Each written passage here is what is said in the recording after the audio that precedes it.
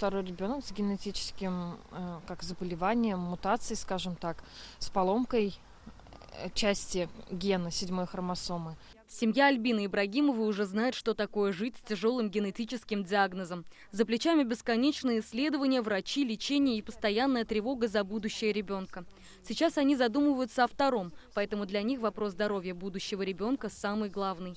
В нашей семье нету наследственных или генетических заболеваний, но вот 3 года назад у младшей дочери, опять же, у которой уже есть поломка, синдром Вильямса, генетика выяснила то, что, оказывается, я носитель этого синдрома и папа ребенка носитель, поэтому у нашей дочери получилось, что она уже унаследовала этот синдром в полном проявлении его. То есть она не носитель, а у нее уже он проявился. С этого года генетическое тестирование эмбриона будет проводиться по полису ОМС на 38 генетических заболеваний. Речь идет об ЭКО.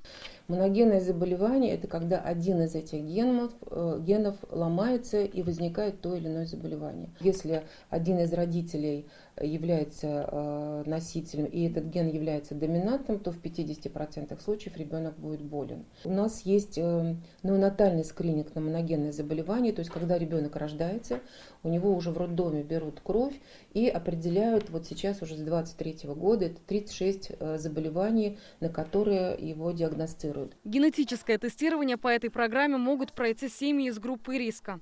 Те, у кого в роду уже были случаи наследственных заболеваний, семьи, где есть ребенок с подтвержденным диагнозом. По данным Минздрава, в республике более 900 детей с наследственными заболеваниями. Ежегодно выявляется 30 новых случаев. Для таких семей планирование второй беременности часто сопровождается страхом повторения тяжелого сценария. Проведение преимплантационной генетической диагностики. Это обследование эмбриона на возможные генетические заболевания. Рекомендуется проведение данной процедуры, это называется преимплантационная генетическая диагностика, ПГТ или ПГД, тем семьям, где уже доказано, что есть высокий риск рождения больного ребенка. В Минздраве подчеркивают, что это не массовый скрининг, а точечные исследования только по назначению врача перед проведением ЭКО и при наличии показаний. Более широкое применение генетического тестирования позволит снизить риск рождения детей с наследственными заболеваниями. Теперь эти тесты будут проводиться по полису ОМС для семей из группы риска. Однако пока предусмотрено ограниченное количество квот, поскольку программа только начинает работать, и тем не менее в Татарстане появилась возможность заранее узнать о возможных генетических угрозах и снизить риск тяжелых диагнозов у будущих детей. Алсу Гарифуллина, Альбина Минаева, Игорь Романов, ТНВ Казань, Зеленодольск.